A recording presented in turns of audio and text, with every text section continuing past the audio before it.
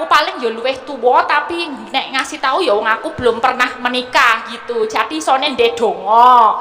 Tak dongakno wae. Sik to, sampean iki lak nun sewu sugih wis, laris wis, kuliah ya wis dhuwur, wonge ya ayu ya kondang. Kok ora ndang rabi ora iman-iman to. Mongko umur ya wis pira sampean meh 30 lak ya kudune ndang rabi. Wis, udah 3 dosa. Wis 30. Lah ya ora ndang rabi-rabi ngenteni sapa? Aja-aja ngenteni aku kowe. Kok sik ora iki. Selamat malam, ya. Adikku Elisa sayang. Loh, lihatlah netizen kami itu sangat bersahabat dan dekat ya Bu ya. Lagi iki nek maru rukun lagi iki. Oh, kok maru itu apa tuh? Hah? Maru itu apa? Maru itu kakak adik. Oh, kakak adik. Ya, aku emang maru sama Bu Kesi. Nah, amin. Kakak adik yang saling menyayangi dan mencintai itu nak maru. Oh iya, saya belum tau saya dadi marunya Bu Kesi. Belum, aku belum jadi marunya Bu Kesi. Biar kita dadi maru si Sandra. Dan sisan kita kakak adik kabeh. Biar kita marune Pak Prapto. Jadi begini. Nah. Jadi begini. Begitu. Dalam agama Islam itu, Elisa. Iya, Bu.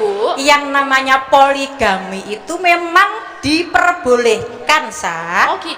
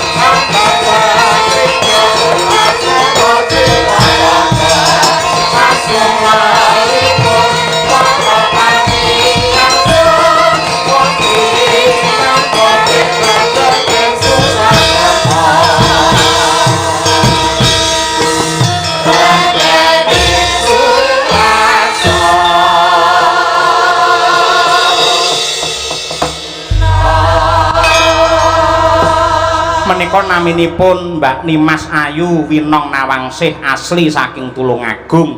Iya. Nadyanto pawakane apa apane iki kabeh sarwa gedhe ning asline kuwi sik bocah, Nduk. Iya to. Kok iso semono gedene? Pancen ya mangane akeh. Iya, ana panganan apa wae iki ora nate nampik milih. Iya. Kuwi lagi rung sepira umure. Nduk Winong. Alam. Bocah gede suarane cilik ngono. Cecen. Aduh nang ya. Iki kagungan kersa ngunduh temanten. Manten kakung Mas Nurul, Mbak kakung Mas Aditya sing putri Mbak Nurul. Nah, kira-kira sampean ndongakne apa marang mempele berdua no? Anu Pak, semoga Mas Aditya kalian Mbak Nurul panjang umur. Iki wong nikahan dudu wong ulang tahun. Mboten Pak. Maksudnya panjang umur lah mungkin anu lho piye ya? Tur ya panjang umur pancen penting ya nang ya. Lah nggih niku lho maksudnya kuwi Pak, maksudnya niku. Lah semoga panjang umur, sehat selalu, langgeng, ayem, tentrem, pinaringan wahyu jodoh, pinaringan bagas waras, pinaringan rezeki ingkang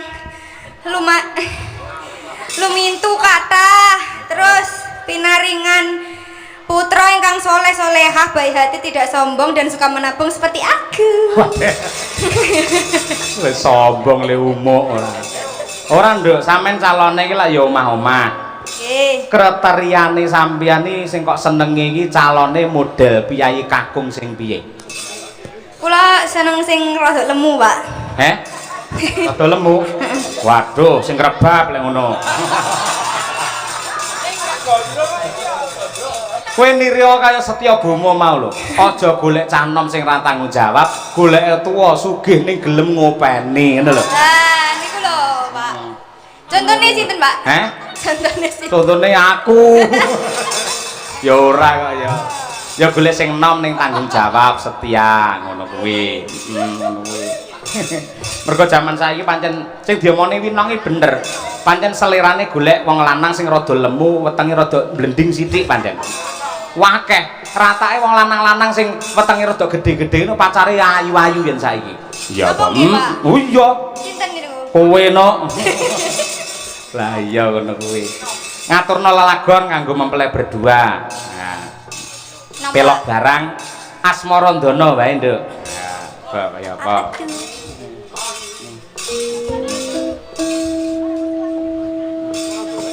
Nah, ya. Coba, lho sing mirsani semono akehe. Aku mau batin golek dikrukuk ngangge kain kabeh ngene sing mirsani apa ora isin. Ning alhamdulillah bareng wayang wiwit kain kabeh njur disilake, ditaleni sing mirsani do rawuh kabeh. Matur nuwun dumateng para lenggah, para pamirsa laladan Klames Medion. Menika tandha katresnan panjenengan dumateng budaya wayang. Tepuk tangan untuk penonton semuanya. Nggih. Ya ngono kuwi. Pak niki mengke ngapunten nggih anu menawi kula radi wonten serak-serake napa wonten napa ning ngono. Soale kula wau bibar mak bakso dereng mimik. Ngono kok umukke ora ya. Ora masalah nek serake tak ngapura. Ora. Soale bakso enak Pak, mungkin nek kula ngentosi sampai bibar limbukan kula wis mboten betah kula. Kowe iki jane sinden kok Surabadok ora. Kan mau sing demone panganan, bakso ya doyan, sego goreng nggih. Mau aku dinehi sate ya kula nyuwun, Pak. Mboten Pak, ngoten niku tegese kula bersyukur dan tidak memilih-milih makanan. Ngoten lho, Pak. Syukur apa? Drembo kuwi ya syukur ora. Wontene niku nggih disyukuri dimaang ngoten lho, Pak Mas. Ya sehat, tegese yen mangan apa-apa kuwi doyan tegese awake sehat ya, Nong. Nah, niku. Iya. Nggih. Ya tembang kok. Nah, nggih niku. Nggih. Gegerane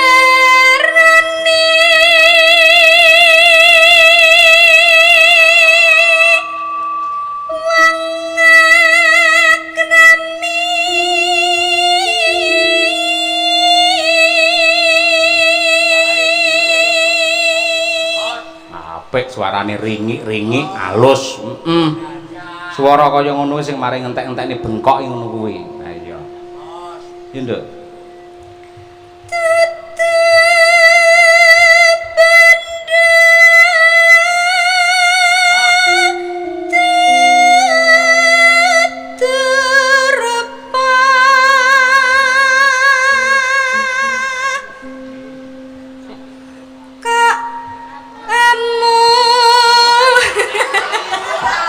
Malah ngelokne penonton pekok malah ora.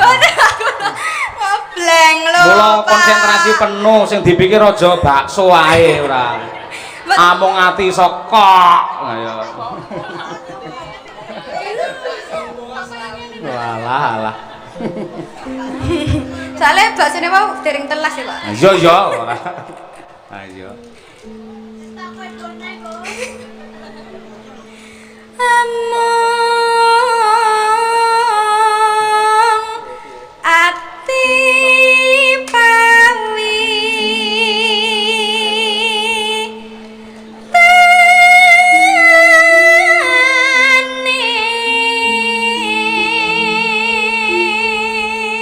Ayo suarane saiki wis dadi tenan. Biyen awal-awal ning Solo ning SMKI ini suarane sik ngliyor-ngliyor. Numpang-numpang. Ayo bareng saiki kulino tanggapan kerep pentas ya spleng karo gamelan dasare ya halus tenan bocah ya ayu pisan malah tenan ora nek sing guwak kok ayo yo Luput pisan kena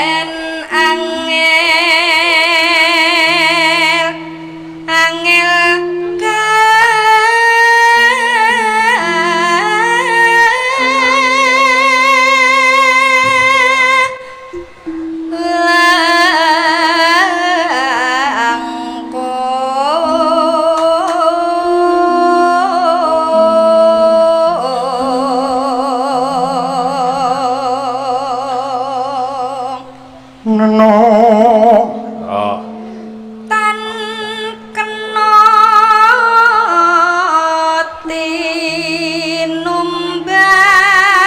tinumbas arato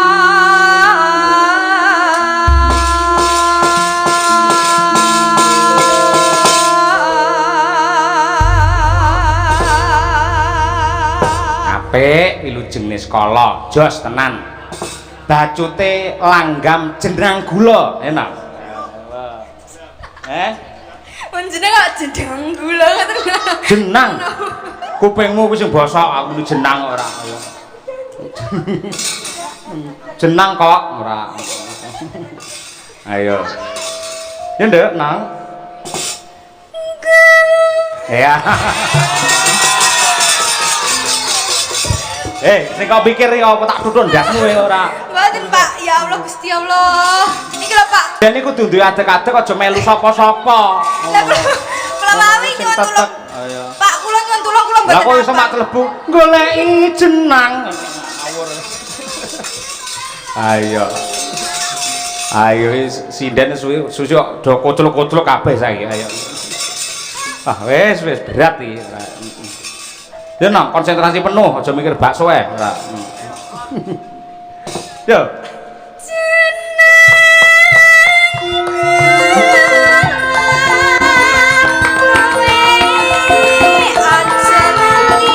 monggo kagem Mas Aditya lan Mbak Nurul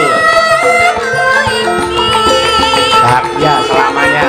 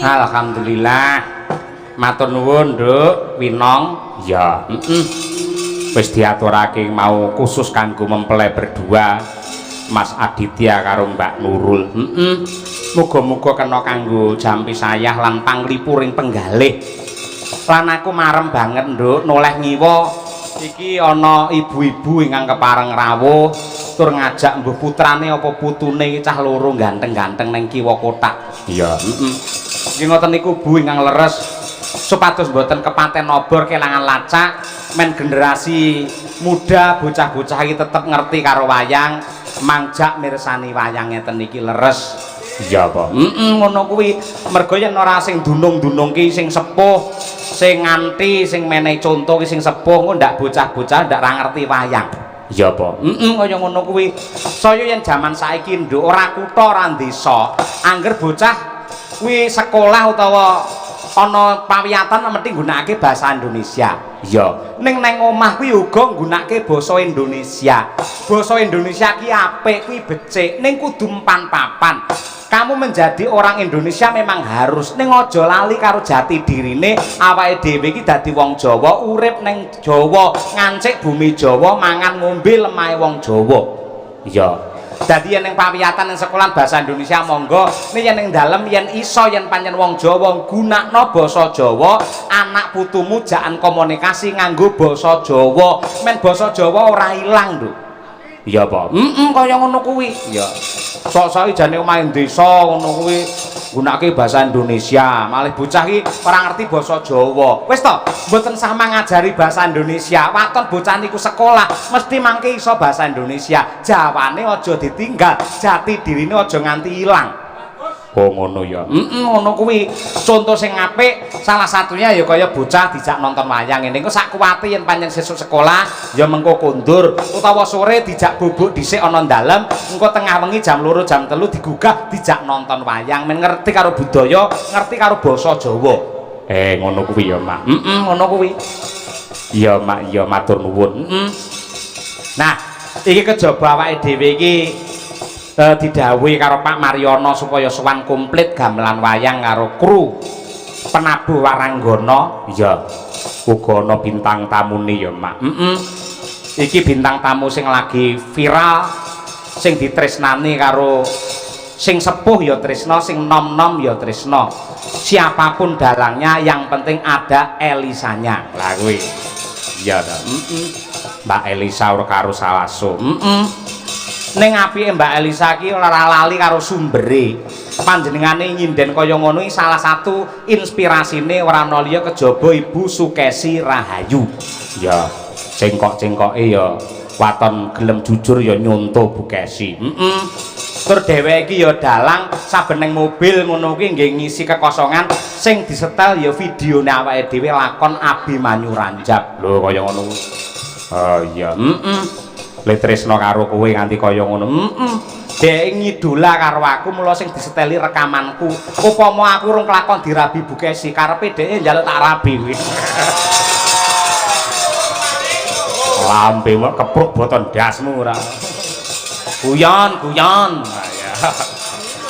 Yo, men saya regeng, men saya gayeng, Mbak Elisa men jumeneng. Ya, ora apa-apa. Dikurmati nganggo apa? Pangpung meneh. Ayo pelok barang meneh. Ya. Mbak Elisa Orcarus Alaso. Oke, dados. Oh.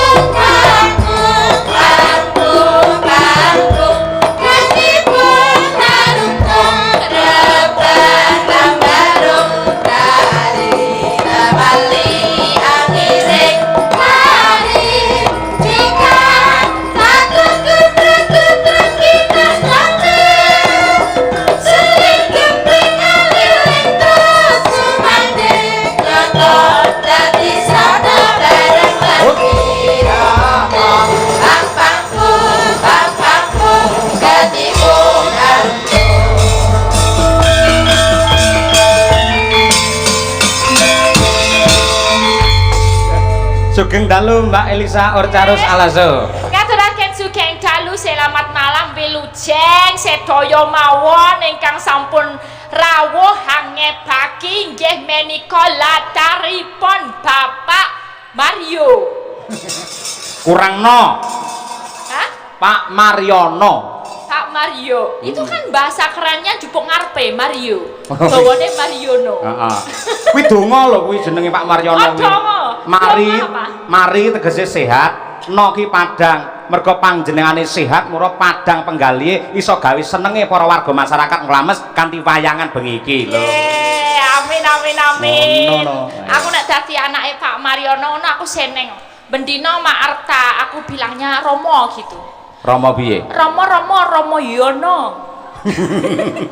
Mergo Pak Mariono Romo Iya, Yono. Romo Yono. Nggih kula derek mangayu kagya derek bingah anggenipun Bapak Mariono menika kagungan damel.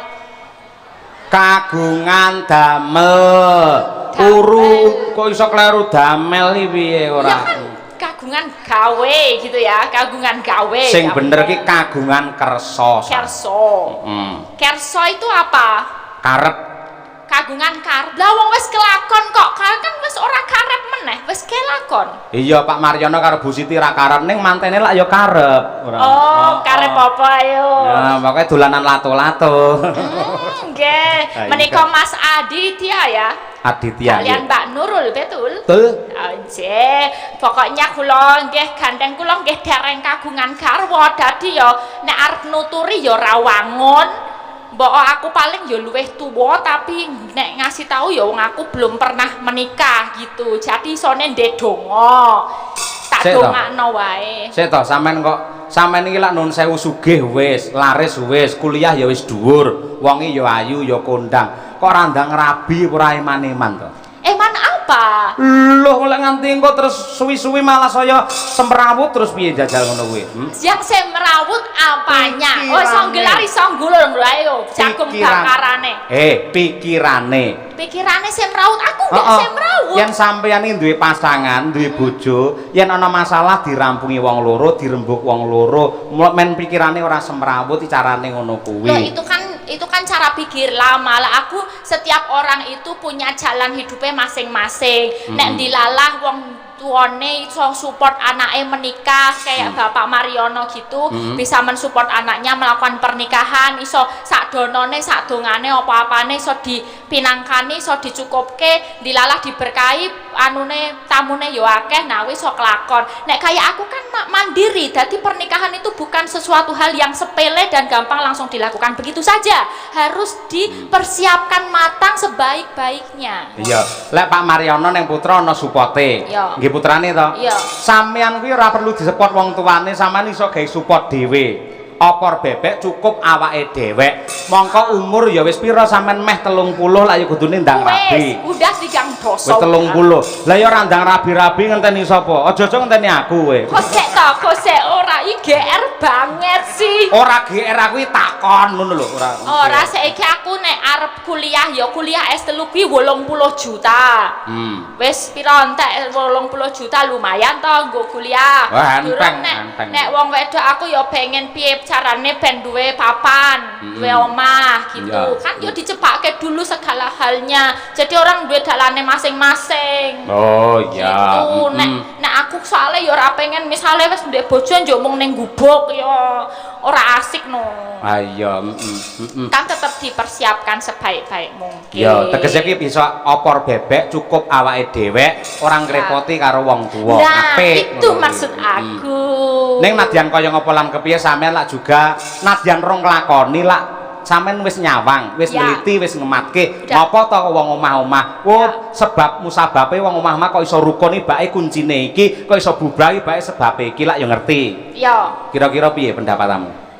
Kok pendapatan sih? Pendapatmu maksudnya? Oh, nah aku ya kuncine wong omah-omah sih apa bedane wong bojo jodoh. Nah aku milih sing jodoh. Nek mung bojo tok enggak tahu kelanggengane. Nek iso ya bar duwe bojo iki bojone kuwi dadi jodone sak lawase. Makane aku sing tak goleki utama jodoh. Bojone engko sithik lah di carry rapopo. Nek wis ketemu jodone tenan lagi tak mantep-mantepke tak dadake bojone. Ngono lho, Pak. Apik. Bener ah? Ning ora enek niat to pengen rabi karo wong lanang sing duwe bojo ora enek niat ya. Wong lanang sing duwe bojo, rabi karo wong lanang sing duwe bojo. Lah kowe entuk apa njokan? Entuk apa aku nek? Entuk turan lato-lato. Ya enggak lah, aku Iya. seneng sik wong lanang ya siji wae. Sing duwe bojo ya ben dadi duweke itu aja satu untuk selamanya. Kuwi Bagus. prinsipku no. Lah Pak Cahyo apa ora ngono, Pak? Oh, padha lah aku kuwi. Yalah. Satu untuk selamanya. Tenane. Sekali Bu Kesi, seterusnya tetap Bu Kesi. Ngono Tenang. kok bir kita disayang. Ngono kok bir Nak, padha Tenane. karo sampean karo aku. Sampean tak anggap kaya anakku. Umurku 42, sampean 30. Sampean padha karo anakku. Upamane aku arep ngambung karo ngrangkul sampean, enggak nek dosane wong karo anak, ya toh? wangun apa Bu dadi anake kula? Mboten kok. Lah wangune apa Wangune terus? napa, Bu? Ade. Oh, iya. Iya masa 12 tahun kaceke Bu nganu anak ya kado anu. Iya. Kecedakan deng, kecedakan. Kecedakan. Sing bakku kula nderek remen seneng menika sakit, nah? Remen gitu ya. Yo, anggenipun sampun dawuh menika Mas Aditya kali Mbak Nurul. Mugi-mugi langgeng anggenipun debrayan kadya min lan min tuno.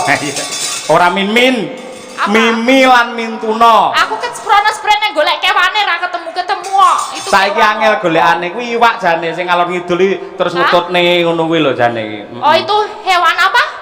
Ikan. Ikan.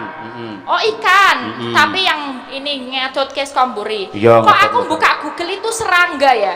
Serangga piye? Iya, kayak macam kepi gitu tapi di pantai gitu loh. Jadi Oh. mereka tuh nggak bisa terpisahkan gitu kayak beetle box gitu pokoknya kayak kepi tapi depan belakang. Kepi ya. Kepe, ora kepik. Ya, ya. Iya itu, ya nggak tahu lah Mimi Mintuno apa. Yang jelas itu kalau orang Jawa kalau ndongain kayak gitu ya. Ya, Aku yang bener. ndongain gitu aja, langgeng orang mung dumugen keken nenen tapi Sik. salawase salam Hoi. laminipun. Kaken ninen. Ya, iku Kuwi saka kata dasar kaki karo nini dadi kaken ninen. Pancen basa Jawa ki angel. Beda sithik artine wis beda. Mula sing teliti sing permati le ngucapke mergo artine beda nadyanto mung sithik. Oh, gitu. Dawah karo dawuh ki wis beda. Wayah karo wayuh ya wis beda. Pejah karo mati ya beda. Pejah sama apa? Karo mati. Oh tadi Lek habis pejah ki wayang krama, lek pejah kromo, lek mati ki ngoko lho. Oh gitulah. Kar au kok njuk dadi beda. Wis to aja kok protes, pokoke ngono kuwi. Ya, nggih menika ngaturaken Nggih. kilelagon, ngaturaken panglipur, Nggih. katur sedaya ingkang sampun rawuh nyengkuyung acara dalu menika. Nggih Mbak Elisa. Lah malah menika wonten pamundhut. Nah, mbok menawi jenengan kersa ngrumiyenaken. Apa? Pak Dalang nyuwun gending ninggal katresnan dipun garap Samboyo ingkang nembang Mbak Elisa. Nggih. Kagem dulur Bapak Ibu Tani Kelurahan Nglames Madiun saking Pak Bud Buruh Macul Nglames matur nuwun. Pak Sineng Pak Bud. Pak Bud. Nggih. Nggih, dari Ngelames ya. Siap mengke kula pinangkani. Nggih. Saya juga ada titipan dari tadi pagi dari Sobat Ngebiar Indonesia. Apa, Mbak? Minta langgam Ali-Ali. Udah lama Mbak Elisa nggak duet sama Bu Kesi. Ayo buktikan sama netizen kalau Mbak Elisa dan Bu Kesi itu akur. Wah iya.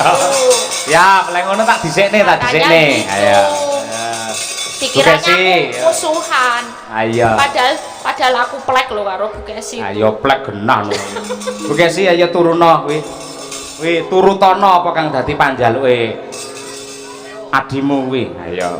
Kaya apa? Iki ono to Ibu, ini nanti kita punya tugas juga. Soalnya ada saweran sebanyak 500 kita bagikan secara bebas tapi nanti kita ngasih pertanyaan. Oke, siap. siap Elisa. Yo gandeng ning Madiun yo panas-panas melaku Bu Kesi men mudhun saka dhuwur. Ya, yo.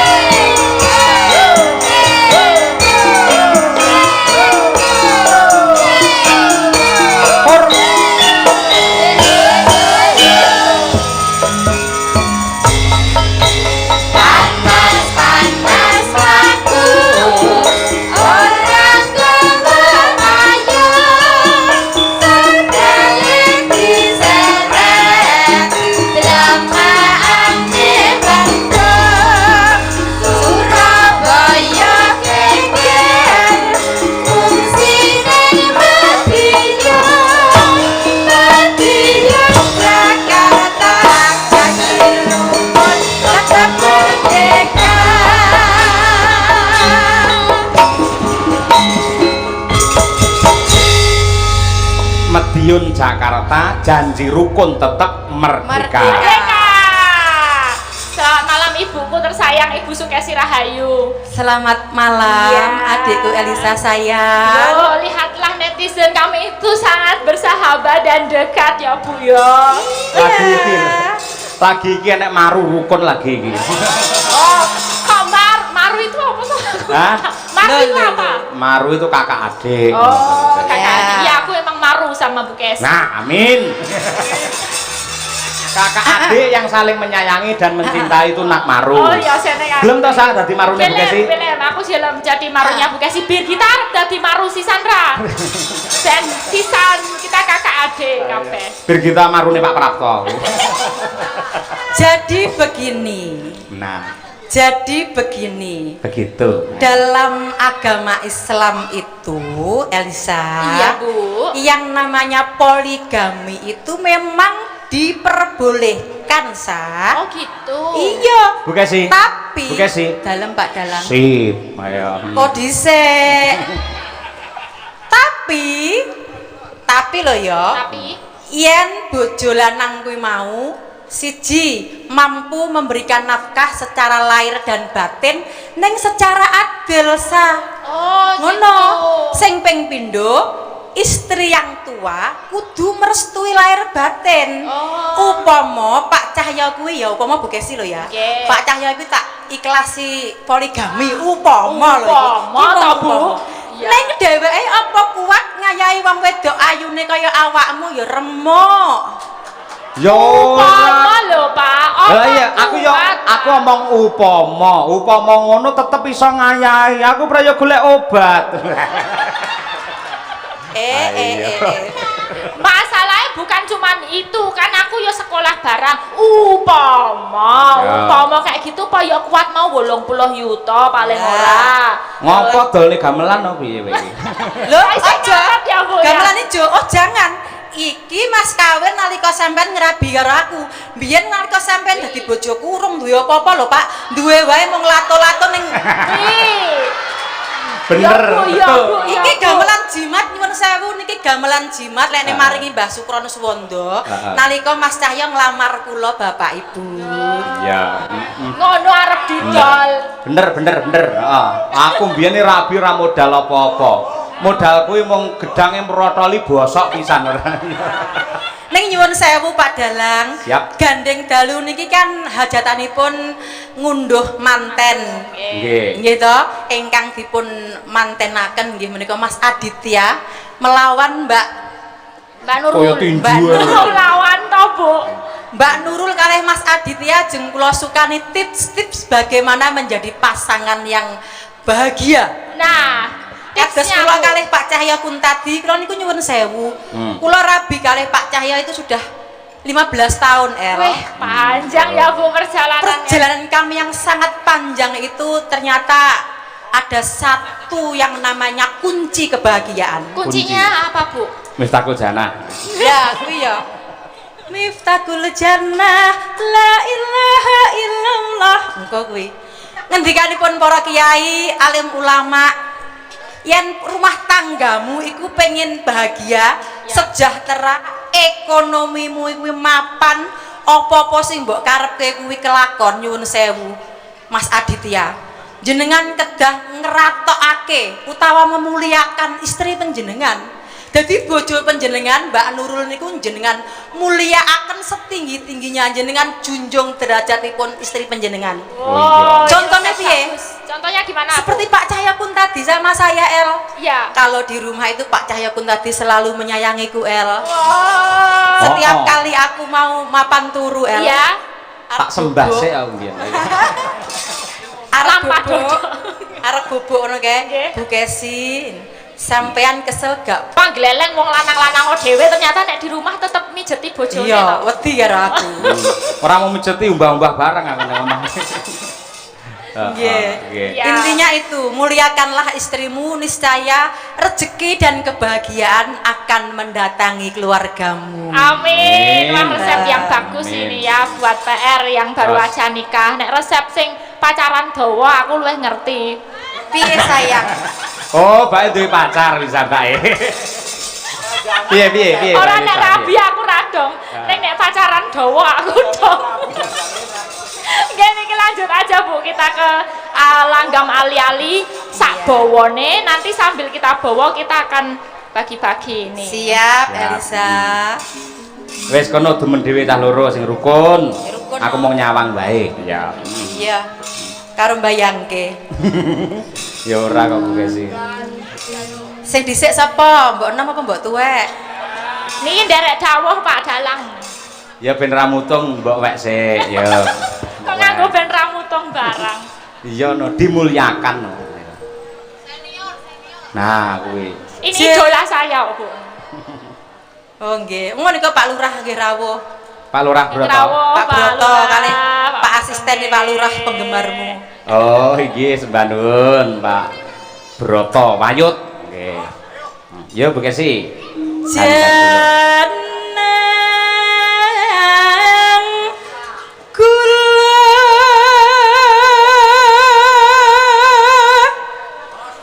kelali aja lali.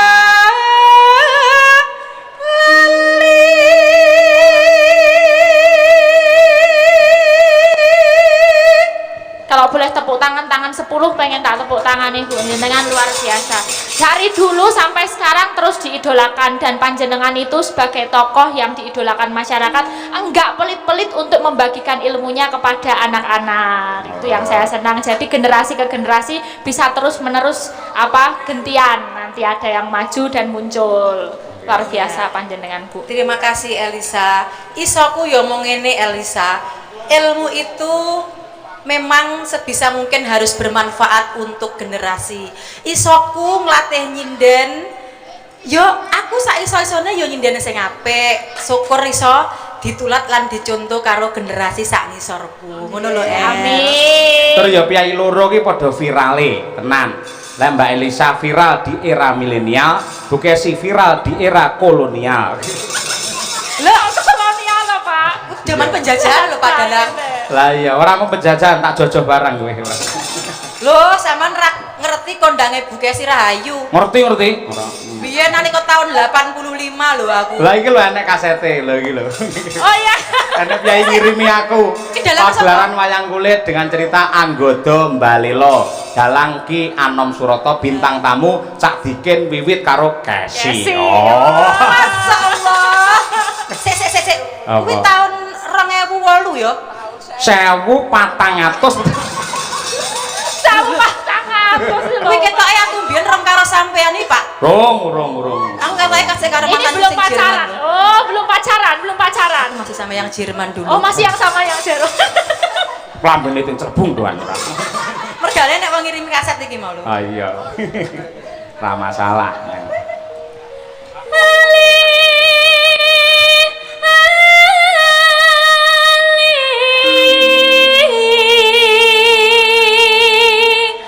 Niki sule kula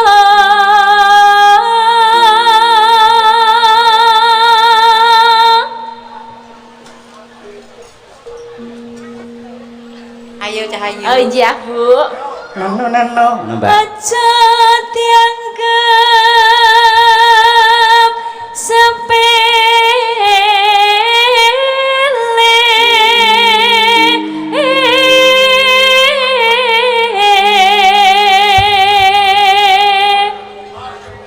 Oper Bu Kesi.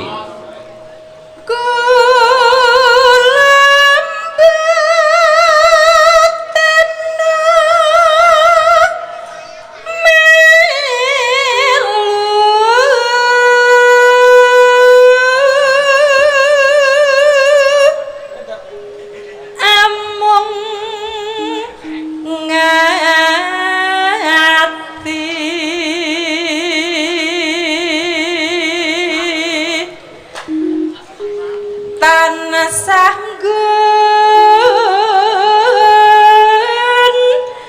deli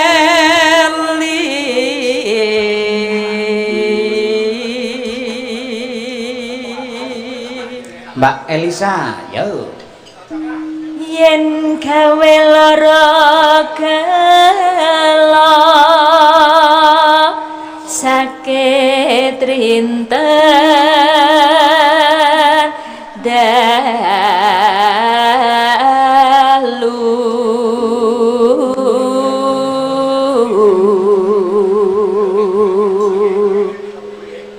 nano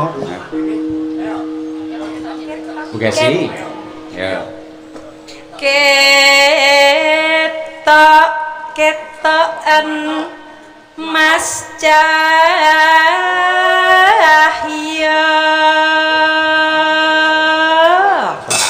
pada one. Sekarang ini ada yang merah satu. Bu Kesi bisa buat pantun buat Pak Cahyo. Dapat 100 ini. Oke. Aku gawe pantun. Ya. Oke ya. Masa aku malah mbok sawer Enggak apa-apa, ini bebas dari Pak Lisdianto sobat ngempiar. Oke. Ayo Pak, awake berpantun ben untuk saweran kok loh bisa. sing kok pantun sampean kok yo Pak lho sampean aku hanya pendengar ayo Dari mana datangnya lintah? Cakep. Dari sawah turun ke kali. Dari mana datangnya cinta? Dari mata turun ke hati. Iya, 100 dapat nggak Bu nih? Kasih nggak? Kok mboten? Kurang.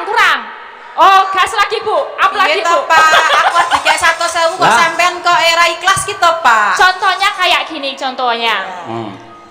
Neng Madiun tuku kerupuk. Mampir Solo tuku roti. Senadyan Bu Kesi sing paling matuk, neng Elisa sing sok nyolong ati. Kayak gitu.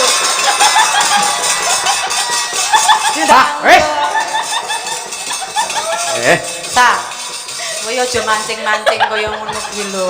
Enggak Bu, ini cuma contoh pantun aja Bu. ngono iki jarak Bu Kesi ngono kuwi Iya. marai awake dhewe tratapan ngono iki iki kan aku nggak menuju ke seseorang, aku kan ngomong ke penonton nggih. Gitu. ning ora aku kaya dadaku mak dedeg-dedeg ngono Pak Cahyo berarti sing GR. Enggak Oh, ini emang ya. buat Bekasi. Ini khusus dari Pak. Ya, terima kasih. Iya, Pak Lisdianto. Ya, iki engko bareng iki diganti. Genten.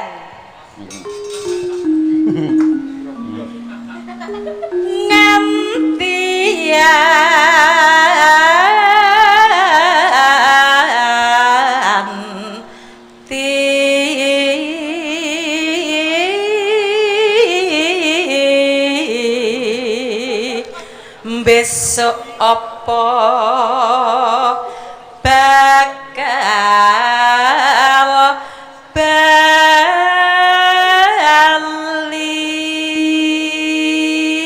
Hop, tunjukkan kekompakan kalian. Ayo bareng berdua. Oke. Ayo sing serasi. Ciro lu. Yen bali bejo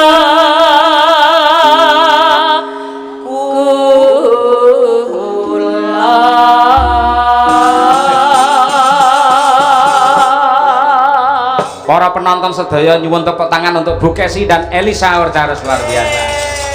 Bisa kompak ngono lho. Dari pamane wong loro ning omahku mendah kaya apa aku. Oh, ngene lho tak jadwal. Engko Senin engko jatahe Bu Kesi ya ta. Selasa Elisa, Rebo Bu Kesi, Kamis Elisa. Terus bar kuwi Jumat Bu Kesi, Setu Elisa, Minggu nggih pijet. kira minggu goniane nes. Ya, Ali. Sa, Elisa. Ya Bu. Awan kok yo. Asline iki lek bojoku ngono ki atiku yo rada senut-senut lho, Sa. Ya iyalah Bu, jelas lah Bu. Saiki dadi bojone dalang kondangi pancen ning ati ki anu yo piye tratapan ngono lho. Yang bikin teratapan apa Bu? Ngene lho, Sa. Harta tahta kuwi wis dhek wis ranggumun. Ning lek ujian wanita kuwi sing paling abot godane dalang. Heeh. Adate lek dalang kan yo nyuwun sewu yo pancen ora kabeh. Iya. Mesti ning endi-endi kan duwe selir lah ngono. Oh iya Bu. Lo ya nyawang sinden cetok ayu-ayu kayak gini, cantik-cantik, si enom-enom. Tapi itu gimana Bu menjaga hati biar tetap Gini, Sa. sabar. Aku sebagai istrinya dalang kuwi kudu duwe prinsip. Duwe Dalangan prinsip. fit. Ya. Neng panggung Tonggong kuwi bojoku kuwi milik umum.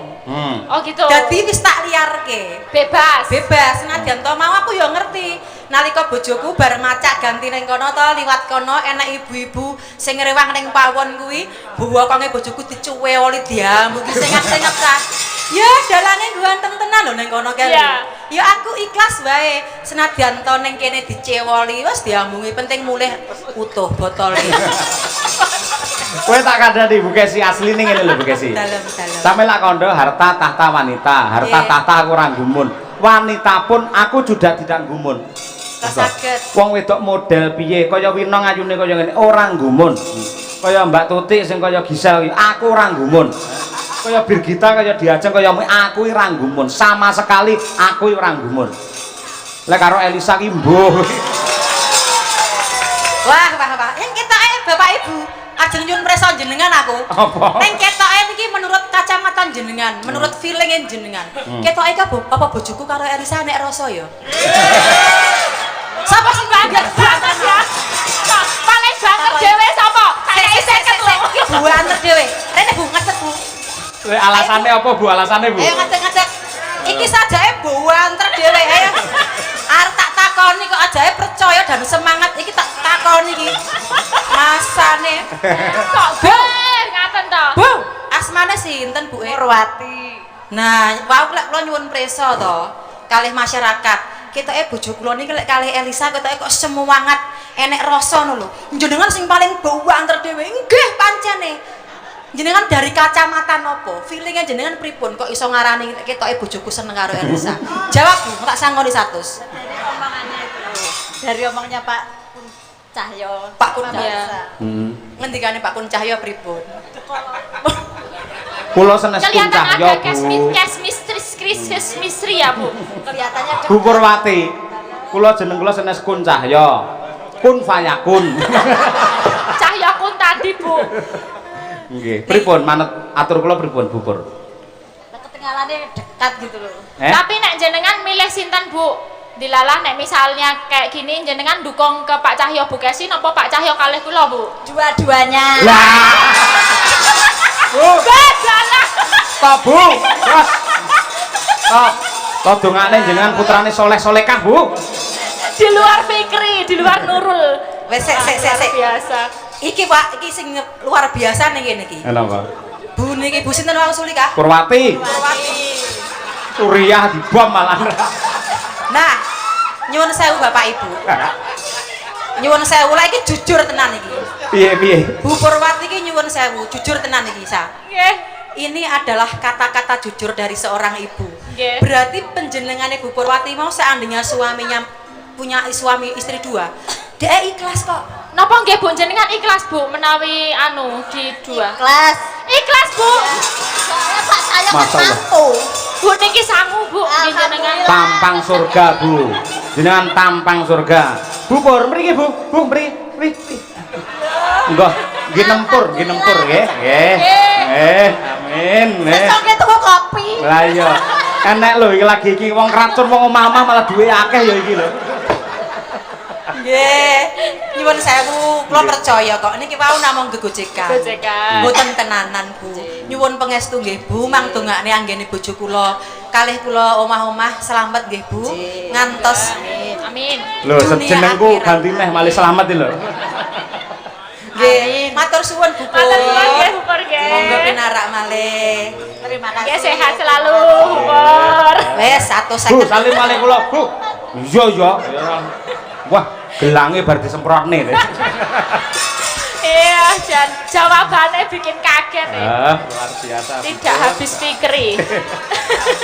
Ya, monggo dipun aturaken langgam ali-ali Iya, sayang. katur dumateng sobat ngebiar. Ya. Ngagemo ali-aliku pamrihe ojo li marang aku nadyan kula boten melu besuke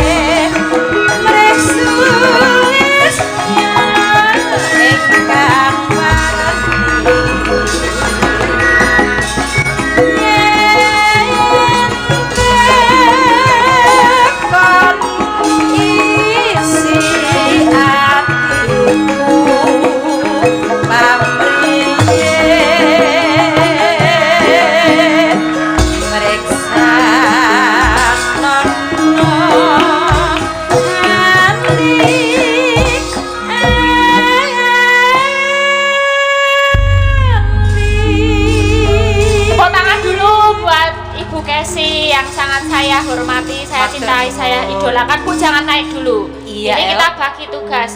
Kita panggil, monggo yang bisa maju ke depan, monggo nanti ada pertanyaan 3 orang atau 4 orang boleh nanti. Kok mriki Mas, mriki sing ngagem kopiah mriki Mas. Nah, nggih. Nggih. Bubur ning kono ae ya rasa wis entuk akeh kok ya. Ayo. Nggih.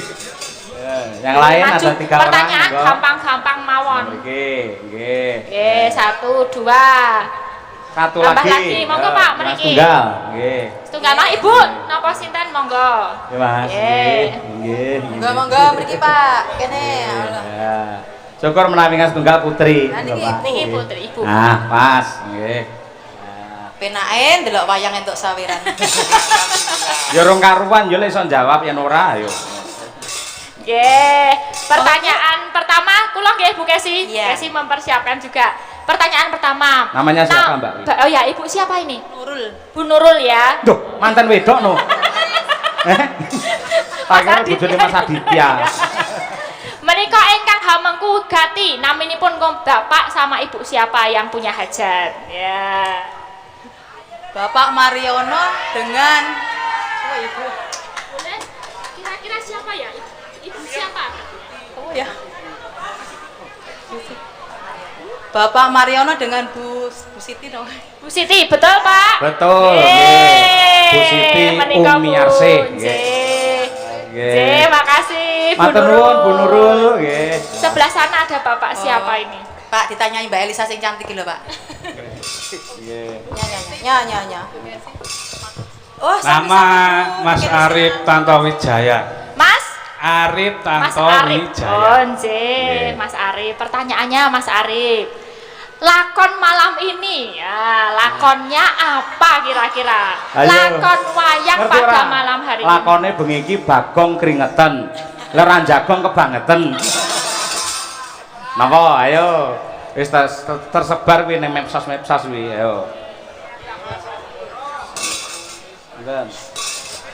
Pak. Sayembara Abiyasa. Lah. Tokohnya yang beda. Ayo Pak, coba minta Siapa? tolong penonton juga boleh. Nah, tak pancing iki lho, tak kok iki lho. Nah, tokohnya itu Pak. Lah, lah. Nah. Sayembara Sentiaki. Nah, Pak. Bentar. Mula. Lek ndelok wayang ki ngrungokne cerita, aja mau mental lengi sinden. Lah, kula namung ningali teng YouTube mawon. oh. YouTube kan Kuntadi channel. Oh, matur nuwun. Sampun subscribe nggih? Sampun Wah, mengikuti. Nggih, nggih. Matur nuwun.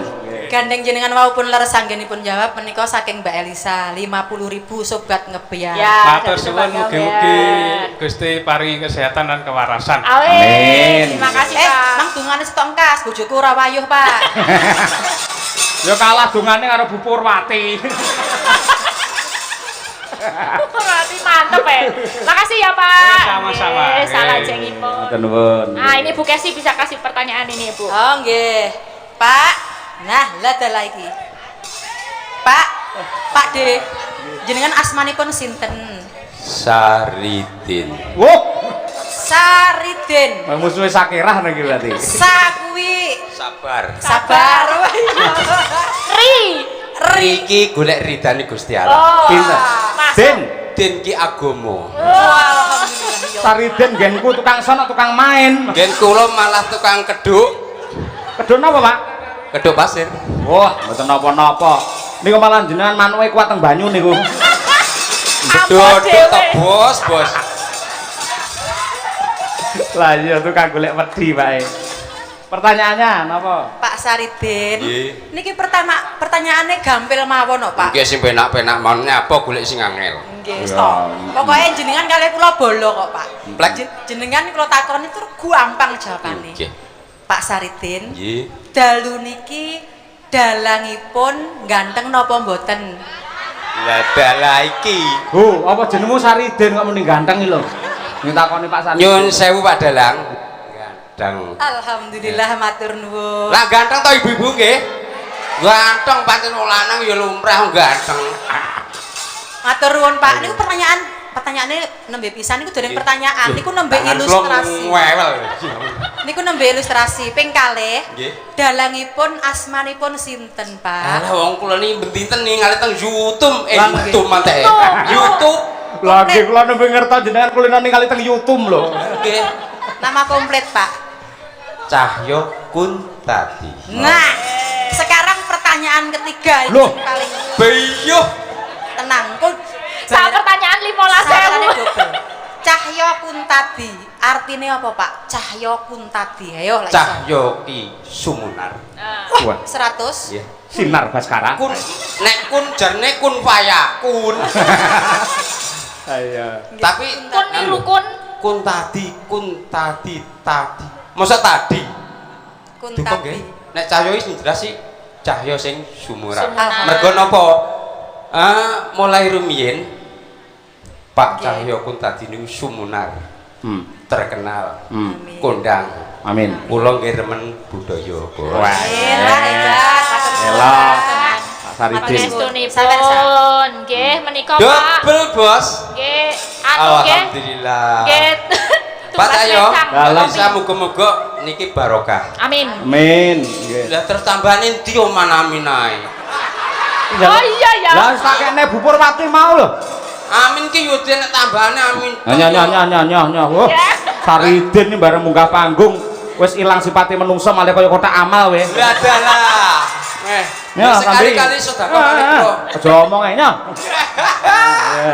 Nggih. Ya, tiga Siji dulu nang tengah, ya. Nggih. siji ning pinggir Pinggir. pas, gak jomplang. Ah. Amin. Matur suwun. Sami-sami Matur nuwun Pak, donganipun Manyep. panjenengan nggih pangestunipun. Terima kasih Bu Kesi. Iya. Nanti kita lanjut lagi pertanyaan Oke, berikutnya. nanti juga ya, El, Nggih, ya. sampun Bu. Tadi Oke. permintaan selanjutnya ada apa tadi?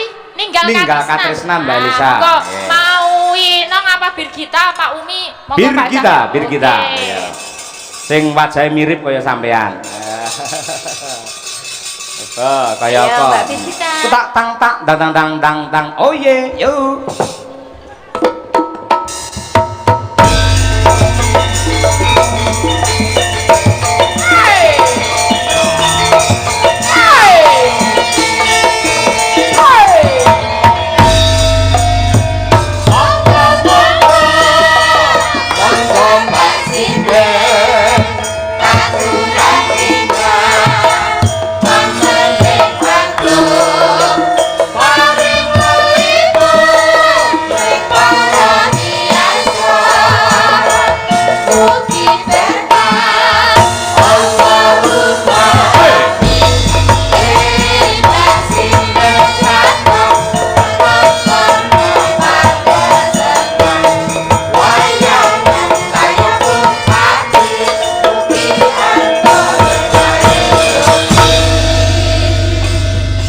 Niki wajahe mirip karo jenengan, bodine ya mirip, solahe ya padha le centil. Masa? Oh iya toh. Enten sing boten mirip, Pak. Apa? Mbak Elisa niki punya pasangan, saya nggak punya pasangan. Pedhot kok kowe? Bar pedhot Pak. Alhamdulillah. Ampun. Menika mas-mas ingkang lajang, menika Birgita baru aja mendot. Kapokmu kapan? Ada sinden segel Mula. satu lagi. Taruh kowe tak omongi. Napa, Pak? Mula aja nemen-nemen gandrung karo wong lanang. Wong lanang-lanang aja nemen-nemen ling ngragati karo wong wedok.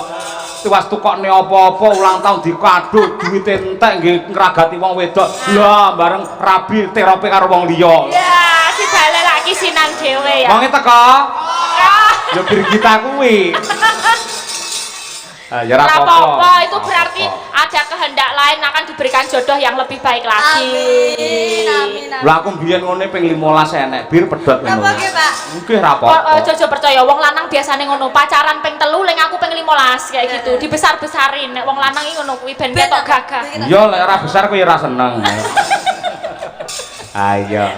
Ya, Mbak Birgita ini ada permintaan ninggal katresnan. Oke. Di Oke. cara napa niki wau model? Ngene wae, sing sepisan langgam, kedua samboyo. Oh iya.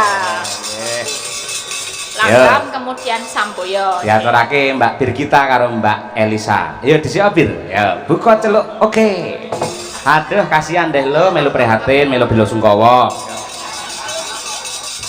Ayo ora apa-apa. Aduh. Monggo wingi bareng nang sekaten lho. Ayo. Bar numpak dermolem. Ayo. Ayo bar mlebu ning rumah hantu saiki menjadi hantu-hantuan. Ayo. Iya, ayo. Matur nuwun, matur nuwun. Medion ki wis apa to, Nduk? Telung perkara kudu kecakup, ora mung lucon, ora mung lagon nanging lakon. Iya. Saya meneh dilenggahi karo Pak Lurah Wayut. Iya dimonitor karo Abahe Haji Muhammad Sakirun saka ing dalem kaya prei. Alhamdulillah ben prei piyayine. Wingi tanggal 6 gleleng kok. Ayo. Saiki ben prei dhek. Iya. Ya Setyaki sayembara babare lakon kepiye tak derekake.